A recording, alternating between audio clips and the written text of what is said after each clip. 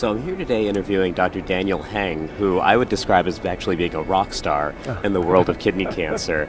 Dr. Heng is very modest, but he actually has a set of criteria named after him that we commonly apply in the clinic to ascribe risk to patients with advanced or metastatic kidney cancer.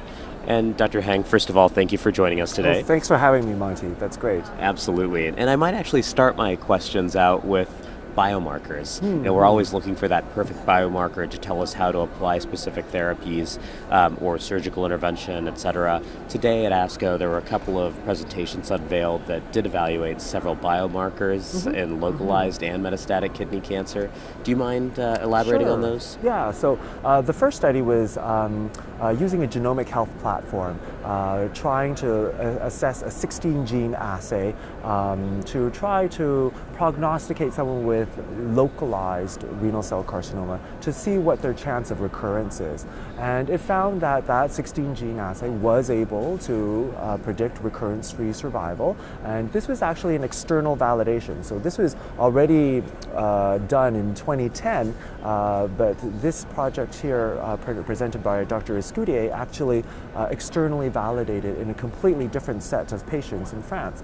And so it shows that that 16-gene assay is helpful.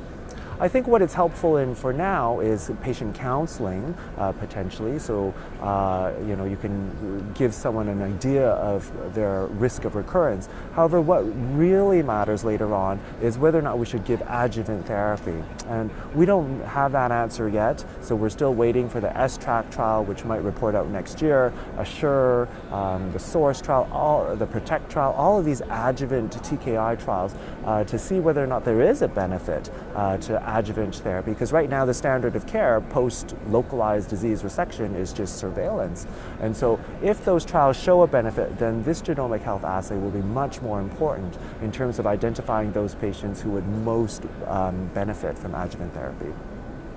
There was another study looking at a genome-wide association study, GWAS, looking at patients treated with TKIs and looking to see if there are some people that did better on TKIs with certain genomic SNPs, single nucleotide polymorphisms.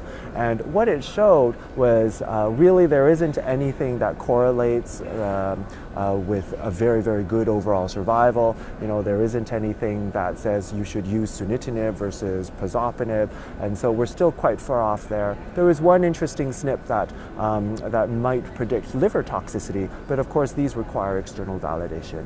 And so I think it's a very interesting way to try to look for SNPs and genes that we wouldn't otherwise be looking for, but right now it's still in very early stages of development.